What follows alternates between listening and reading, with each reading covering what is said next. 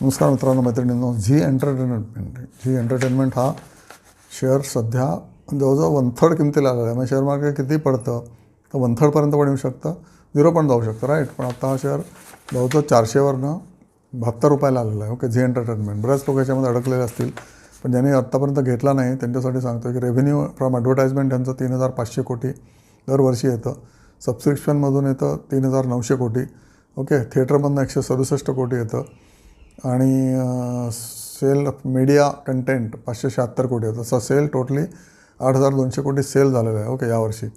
आणि गेल्या वर्षी होता 8,600, म्हणजे 400 कोटी सेल्स पडलेला आहे. आणि मार्केटमध्ये हा शेअरचा भाव 30%वर आलेला आहे. ओके, अदर इन्कम म्हणजे 123 कोटी आहे, कारण इन्व्हेस्टमेंट पण भरपूर आहे. ओके, एम्प्लॉईज 900 आहेत, गेल्या वेळेला 1,000 कोटी होते. ओके, यांचा खर्च काय तर सेल्फ ॲडव्हर्टाइजमेंटसाठी 1,000 कोटी जातात. गेल्या वर्षी पण 1,000 कोटी खर्च केले. प्रमोशन चॅनलचं 178 कोटी, 148 करोड आणि 163 करोड गेल्या वर्षी. इन्व्हेस्टमेंट त्यांची म्युच्युअल फंडामध्ये 1,156 कोटी आहे. कॅश 720 कोटी आहे. फिक्स डिपॉझिट 500 कोटी आहेत. आणि इतर फायनान्शियल ॲसेट 340 कोटी आहेत. म्हणजे ओव्हरऑल 2,700 कोटी यांचे इन्व्हेस्टमेंटच आहेत. ओके, आणि त्याच्यामुळे इन्व्हेस्टमेंटच्या जवळपास यांची आत्ता किंमत आलेली आहे. त्यामुळे बिझनेसला काहीच व्हॅल्यू नाही आहे. 72 रुपये म्हणजे इन्व्हेस्टमेंटची एवढी आहे ना, तेवढीच त्याची व्हॅल्यू आलेली आहे आत्ता, मोर ऑर लेस. ओके, आणि यावर्षी PBT झाला 926 कोटी आणि ऑपरेटिंग कॅश झाला 1,188 कोटी. म्हणजे ऑपरेटिंग लेवलला कॅश चांगली आहे, PBTपेक्षा जास्त आलं आहे 200 कोटी. ओके, त्यामुळे शेअरचा performance over a period of time पुढे पण चांगला राहील अशी अपेक्षा आहे. ओके, FIIकडे अजूनही 24% शेअर आहेत. फॉरेन इन्स्टिट्यूशन इन्व्हेस्टरकडे मार्केट जरी एवढं पडलं असलं तरी त्यांनी विशेष विकलेलं नाही आहे. DIकडे 12% आहेत. DIने विकले. DIकडे 16% होते, त्यांनी 12%वर आणले. 4% पडलेले आहेत. आणि प्रमोटरकडे फक्त 4%च आहेत गेले कित्येक वर्ष. प्रमोटरकडे खूप कमी शेअर्स आहेत. Okay, they already given away to FII आणि DI.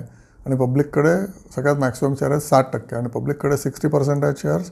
आणि ज्याच्या आधी 54% होते. आणि काही वर्षांपूर्वी म्हणजे 3-4 वर्षापूर्वी 21% होते. त्यामुळे पब्लिक ह्याच्यामध्ये अडकलेले आहे. पण मला वाटतं अडकलेले नाही आहे. पब्लिक 72ला जरी पब्लिकने घेतले असं माझं मत आहे. तुम्ही विचारा तुमच्या एक्सपर्टला. तर त्यांना दुप्पट तरी निश्चितच मिळू शकतात पैसे. ओके, EPS 7 आहे. गेल्या वर्षी 1.5 होता तत्सम काहीतरी. आणि P/E याचा फक्त 10 आहे. त्यामुळे P/E 10 असणारा शेअर सगळ्यात चीप मानला जातो. 5सुद्धा होऊ शकतो का? तर होऊ शकतो. पण आत्ता 72च्या खाली तर काय आलेलं दिसत नाही मला. एवढं सगळं मार्केट पडलं आहे. जी 65-60वर आला तर तुम्ही ऑब्व्हियसली ब्लाइंडली घ्यायचं नाही आहे. कुठलीच गोष्ट सोचकर समजकर करायची आहे. पण झी एंटरटेनमेंट किंवा झी चॅनल्स कधी बंद पडणार आहेत का? अजून तर काय पडलेले नाहीत.